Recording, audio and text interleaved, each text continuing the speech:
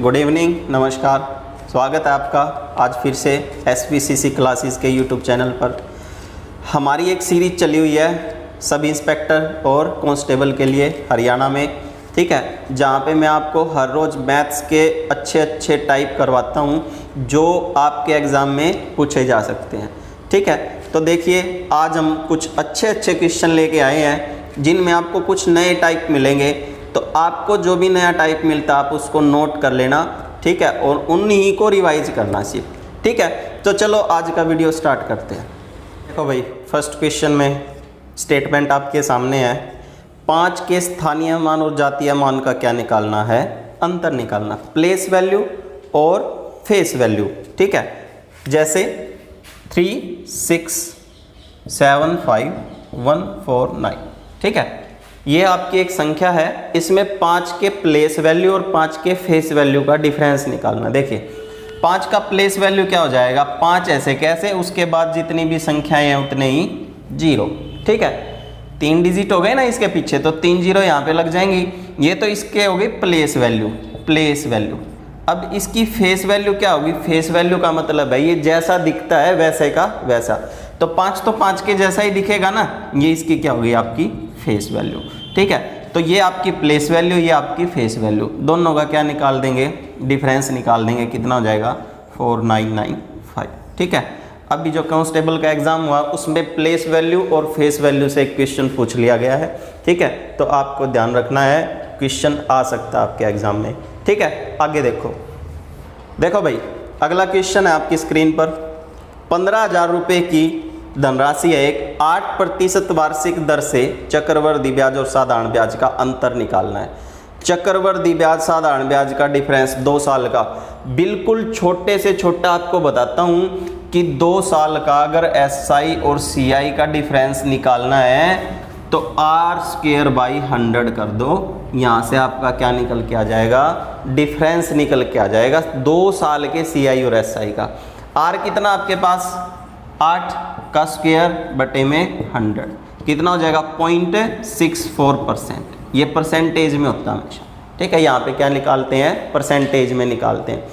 आपके पास जो भी दर है उसका स्क्वायर करके 100 से डिवाइड कर दो, क्या आ जाएगा निकल के, 2 साल के CI और SI का अंतर निकल के आ जाएगा, लेकिन वो परसेंटेज में होगा। अब परसेंटेज से रुपयों में चेंज करना है। 0.64 का डिफरेंस कितने रुपए पे आया है, 15,000 रुपये पे आया है, तो 15,000 के गुणा में कर देंगे 0.64 बटे में 100 और 2 0 पॉइंट के नाम की, ठीक है। यहाँ से इसको अगर हम सोल्व करते हैं, ये 3 हो गया, ये 2 हो गया, ठीक है। यहाँ से अगर इसको मल्टीप्लाई करें 32 से तो कितना आ जाएगा निकल के 96 रुपये। तो 15,000 रुपये पे 2 साल के CI और SI का अंतर जो है 96 रुपये होता है, और परसेंटेज में कितना होगा 0.64 या 64%। और ये अंतर कैसे निकलेगा, मैंने आपको बता दिया कि अंतर निकालना है तो कुछ नहीं करना, जो रेट है ना उसका स्क्वायर करके 100 से डिवाइड कर दे उसने, 2 साल के CI और SI का अंतर निकल के आ जाएगा, ठीक है। इससे ईजी और हो भी नहीं सकता ये, क्लियर। तो अगर पेपर में आवेगा तो बिल्कुल ईजिली करना है आपको, ऐसे कर देना, 5 से 10 सेकंड के अंदर आपका क्वेश्चन निकल जाएगा एक्यूरेट, ठीक है। चलो आगे, अगला क्वेश्चन है, सामान्य गति के 3/4 पर यात्रा करते हुए एक व्यक्ति अपने कार्यस्थल पर 15 मिनट देरी से पहुंचता है। आमतौर पर कार्यस्थल तक पहुंचने में उसे कितना मिनट लगते हैं, ये आपसे पूछ लिया। देखिए एक उसकी वास्तविक चाल है जो वो हर रोज चलता है, ठीक है, और एक उसने आज चली 3/4, उसने बोला 3/4 चाल से चलता है। जो नीचे होता है वो हमेशा टोटल होता है, उसकी रेगुलर की चाल कितनी है 4, आज वो चला कितना 3 किलोमीटर प्रति घंटा। देखिए समय का और चाल का रेशो उल्टा होता है। अगर आप तेज चलते हो तो आपको जहाँ पे पहुँचना आप जल्दी पहुँच जाओगे, और अगर आप स्लो चलते हो तो पहुँचने में क्या लगेगा, समय ज़्यादा लगेगा, ठीक है। तो ये तो आपका चाल का रेशो है।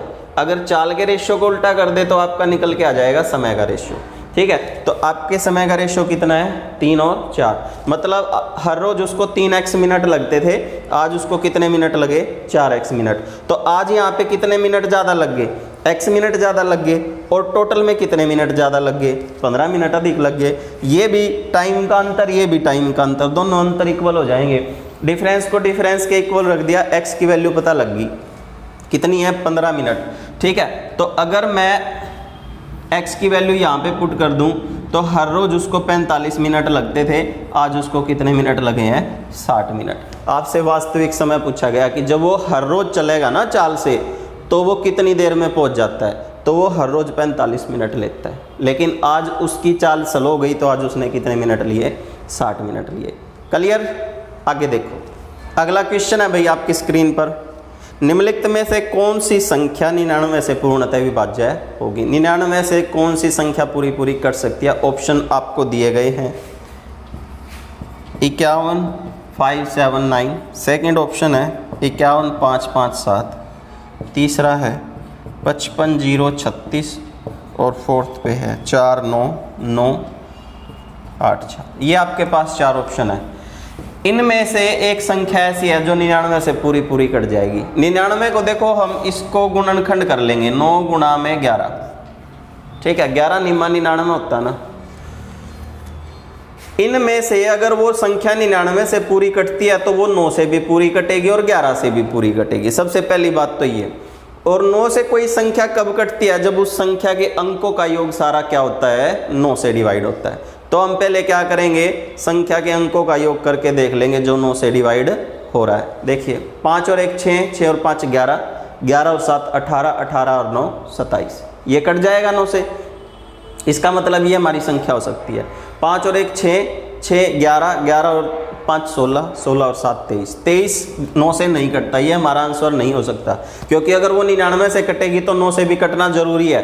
ठीक है, 5 और 5 10 और 3 13 और 6 19, ये भी 9 से नहीं कटता। ठीक है, 9 और 9 18 और 4 22 और 8 20, सॉरी 30, 30 और 4 34, ये भी आपका 9 से नहीं कटेगा। तो एक ही ऑप्शन बच गया आपका। यही वो संख्या है जो 99 से पूरी पूरी कट जाएगी। अगर 9 से कट रही है तो 11 से भी कटेगी, और तो कोई बची नहीं ना। तो हम क्या करते हैं, इसी को लगा के आगे चलते हैं। ठीक है, 9 से कोई संख्या तभी कट सकती है जब संख्या के अंकों का योग 9 से कट जाए। 9 और 3 सेम होता है इनका। ठीक है, 9 और 3 से कोई संख्या कब कटेगी, जब संख्या के अंकों का योग पूरा पूरा 9 या 3 से कट जाता है। समझ आया? आगे देखो, अगला क्वेश्चन है साधारण ब्याज से है आपकी स्क्रीन पर। यदि 6 वर्ष के लिए साधारण ब्याज मूलधन का 30% है तो यह कितने वर्ष बाद मूलधन के बराबर होगा?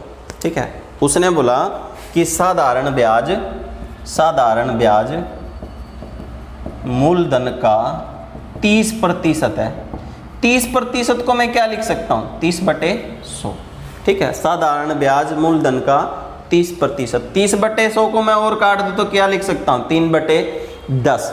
इसका मतलब ये है कि अगर साधारण ब्याज पहले है तो आपका ब्याज ऊपर होगा, मूलधन कहाँ पे होता है, हमेशा नीचे होता है। जो फर्स्ट होता है वो ऊपर, जो सेकंड होगा वो हमेशा नीचे। अगर आप किसी को 10 रुपये देते हो तो वो आपको कितने रुपए वापस करता है, ब्याज के 3 रुपये ब्याज के रूप में वापस करता है। ठीक है, कितने समय के लिए, 6 वर्ष के लिए। रेट हम यहाँ से निकाल सकते हैं, ब्याज बराबर है मूलधन गुणा में दर गुणा में समय बटे में 100। यहाँ से अगर इसको काट दो, 3 दूनी 6, 2 पंजे 10, रेट आपकी कितनी आ जाएगी, 5% आ जाएगी। ठीक है, क्वेश्चन की रेट क्या है, ब्याज की दर 5% है। लेकिन उसने ये पूछ लिया आपसे कि अगर इस धन को, ब्याज को मूलधन के इक्वल करना है, ठीक है, तो कितने साल के लिए इसको ब्याज पे दिया जाए। देखो रेट जो होती है ना, यही ब्याज होता है आपका। रेट 5% का मतलब है अगर मैं किसी को 100 रुपये दूंगा तो वो 5 रुपये आपको ब्याज के रूप में देगा।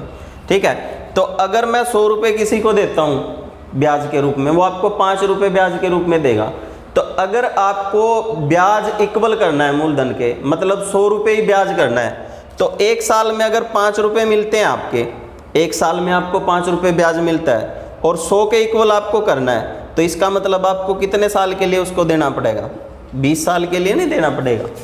समझ में आया? उसने बोला कि मूलधन और ब्याज को इक्वल करना है तो उसको कितने साल के लिए दे ब्याज पे। 100 रुपये मूलधन है आपका, ठीक है, 5% रेट है, तो 20 साल के लिए अगर मैं दे दूं तो 100 रुपये ही आपका क्या हो जाएगा, ब्याज हो जाएगा। ठीक, तो मूलधन और ब्याज क्या हो जाएंगे, बराबर हो जाएंगे। तो इसका मतलब उसको 5% दर पे 20 साल के लिए देना पड़ेगा, तब जाके जो है वो क्या हो जाएगा, मूलधन के बराबर में हो जाएगा। समझ आया? चलो आगे। अगला क्वेश्चन है, राहुल और करण की आयु का योग है 63 वर्ष। 7 वर्ष बाद इनकी आयु का अनुपात होगा 7 और 4।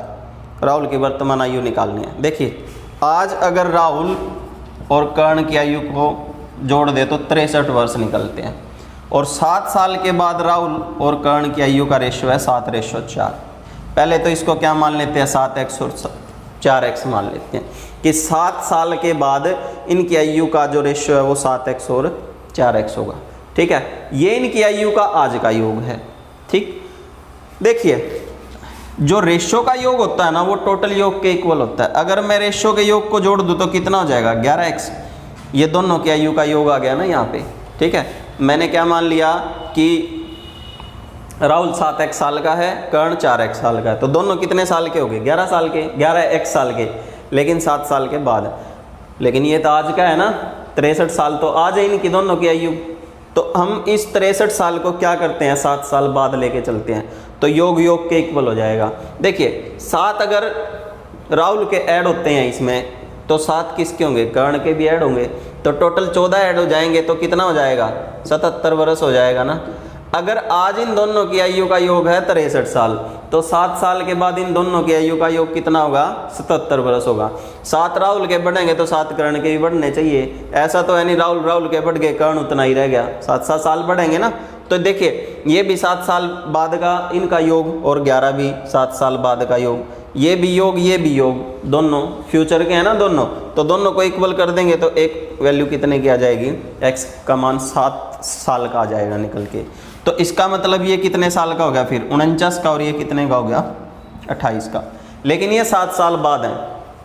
अगर कोई आदमी 7 साल के बाद 49 साल का हो जाए तो इसका मतलब आज वो कितने साल का होना चाहिए, 42 साल का होना चाहिए। आज मैं 42 साल का हूँ, तभी तो 7 साल के बाद 49 साल का होऊंगा ना।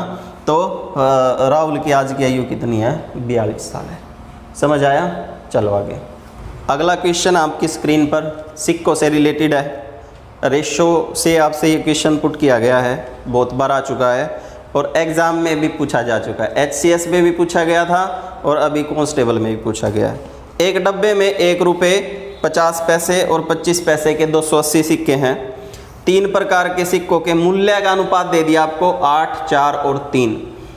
50 पैसे के सिक्कों की संख्या निकालनी है। देखिए 1 रुपये 50 पैसे और 25 पैसे के सिक्के हैं आपके पास, ठीक है।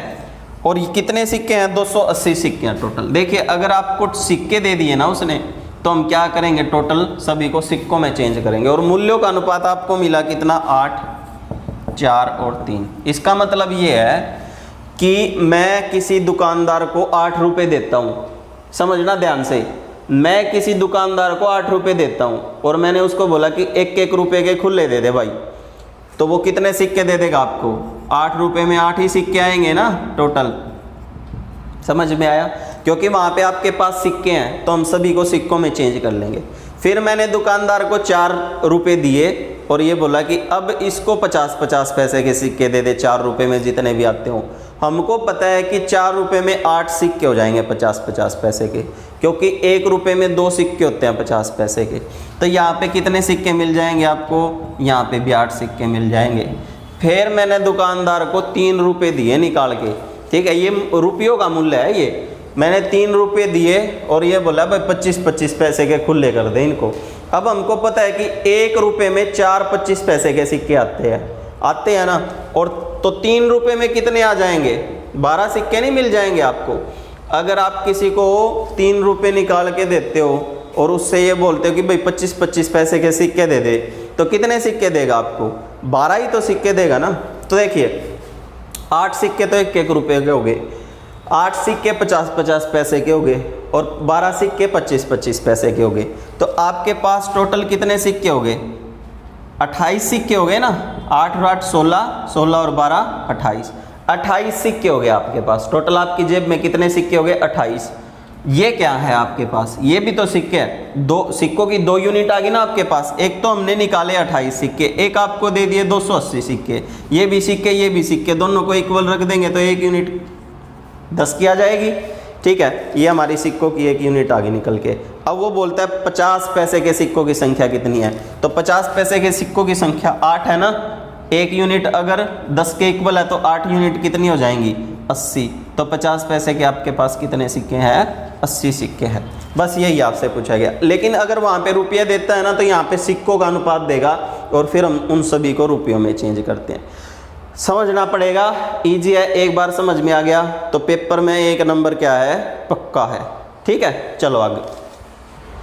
अगला क्वेश्चन है आपकी स्क्रीन पर, किसी बिन के हर में 4 जोड़ा जाता है तो बिन 1/2 हो जाती है। जब बिन के अंश में से 5 कम किया जाता है तो बिन 1/8 हो जाती है, तब बिन ज्ञात करें। ऑप्शन से उठाते हैं हमेशा। देखिए ऑप्शन क्या क्या है, 3/5, सेकंड है 5/8, थर्ड है 6/8 और फोर्थ है कितना, 8/12। मैंने दूसरी स्टेटमेंट को पकड़ लिया। वो ने बोला कि अगर 5 कम कर देना अंश में से, अंश हमेशा ऊपर वाला होता है भाई, हर हमेशा नीचे वाला होता है। बोल रहा है कि 5 अगर कम कर दें तो जो बिन है ना वो कितनी हो जाएगी, 1/8 हो जाएगी। मतलब ऊपर वाले अंश में से 5 कम करने के बाद कितना आना चाहिए, 1/8 आना चाहिए। देखिए मैंने यहाँ पे 5 कम कर दिए, इसमें से 3 में से जब 5 कम होंगे तो माइनस में जाएगा, ये हमारा आंसर नहीं हो सकता। प्लस का तो नहीं आ सकता ना। 5 में से 5 घटा दूँ 0 तो 0 ही बच जाएगा, ये भी नहीं हो सकता। 6 में से 5 घटा दूँ कितना आ जाएगा, 1/8। और यहाँ से अगर मैं 5 घटा दूँ कितना आ जाएगा, 3/12। 3/12 मतलब 1/4। ठीक है, तो ये भी नहीं हो सकता आपका, तो ये आपका क्या हो जाएगा, आंसर हो जाएगा। उसने न्यू कहा ना कि अगर अंश में से 5 घटा दे तो कितना बचेगा, 1/8। अगर पहली स्टेटमेंट को उठाएंगे तो 2 बचेंगे आपके। उसने बोला ना पहली स्टेटमेंट में कि हर में 4 जोड़ दो, 1/2 जाएगा। अगर मैं यहाँ पे 4 जोड़ दूँ 8 में तो 6/12 1/2 हो गया, और यहाँ पे 4 जोड़ दूँ तो 8/16 भी 1/2 हो गया। तो हमने क्या किया, सेकंड को उठाया। आप पहले फर्स्ट को उठा के फिर सेकंड पे भी अप्लाई कर सकते थे, लेकिन मैंने सीधा ही क्या किया, सेकंड पे उठा लिया और 3 ऑप्शन कैंसिल हो गए, एक ही बच गया आपका। ठीक है, तो इस तरह से करते, फ्री का नंबर है बिल्कुल, अगर आपको इसको करने का तरीका पता है तो। समझ में आया? चलो अगले क्वेश्चन पर देखो भाई। अगला क्वेश्चन, स्टेटमेंट पढ़ो अगले क्वेश्चन की, आपकी स्क्रीन पे है।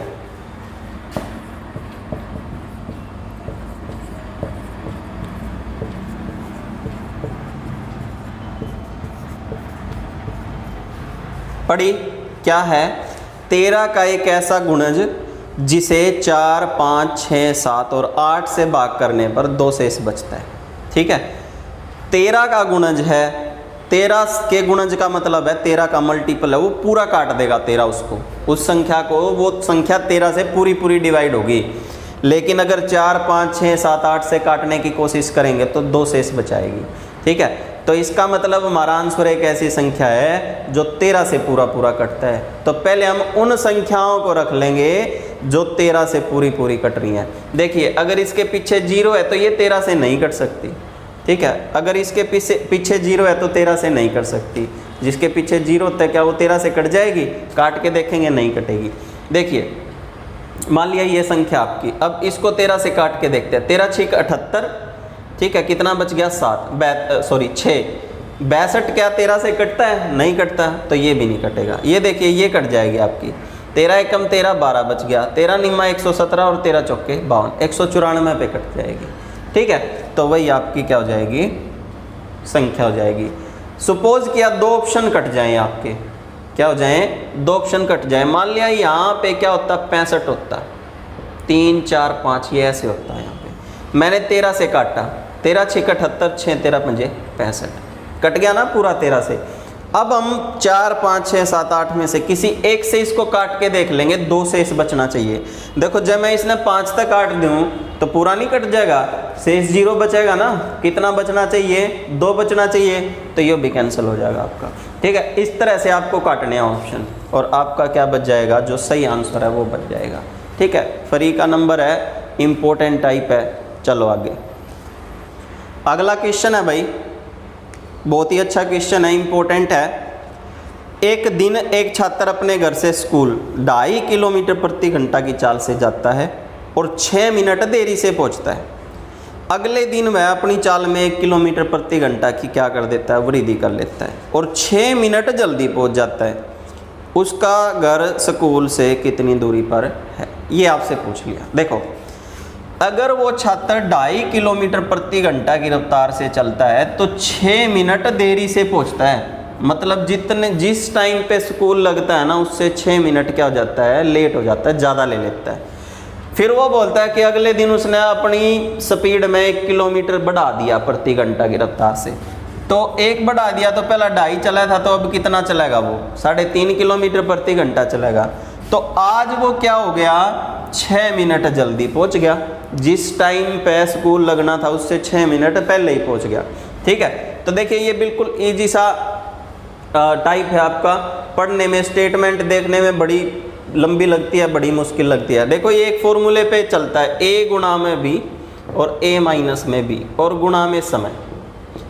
a और b हमारी चाल हैं, a को बड़ी चाल मानते हैं, b को छोटी चाल मानते हैं। ठीक है, अब समय क्या है, देखो अगर एक बार देरी से पहुंचे और एक बार पहले पहुंचे तो दोनों ने कर देंगे प्लस।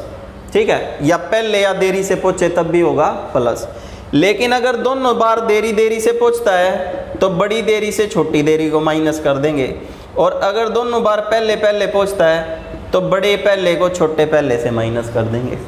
ठीक है, अगर सेम है तो बड़े से छोटे को लेस करके यहाँ पे लिखना है, और अगर अपोजिट है, एक बार देरी एक बार पहले या एक बार पहले या एक बार देरी, तो दोनों ने क्या कर देंगे, प्लस कर देंगे।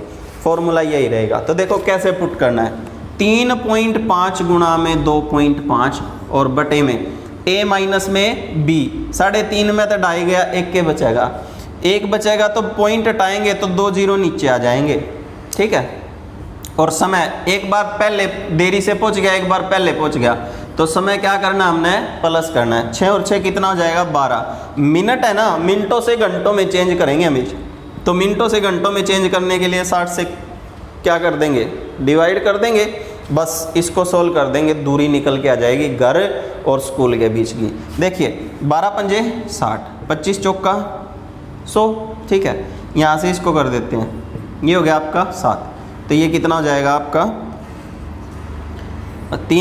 4 एकम 4, 1 से ही 3/4 किलोमीटर। ये आपकी दूरी निकल के आ गया। ठीक है, घर और स्कूल के बीच की दूरी कितनी है, 1 से ही 3/4 किलोमीटर।